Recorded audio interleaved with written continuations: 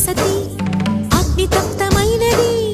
మేలు త్యాగమిచ్చి తాను నీలో లీనమైనది ఆదిశక్తి ఆకృతి అద్రిజాత పార్వతి తానువైన ప్రాణధవుని చెంతకు చేరుతున్నది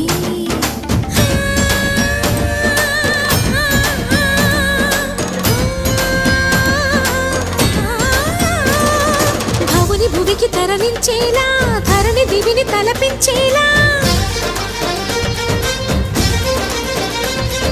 రసతరంగిణి లీలా ఎదిని నృత్యరతుని చేయగలిగే వేళ భరత వేదముగా నిరత నాట్యముగా కదిలిన పదమిది ఈశా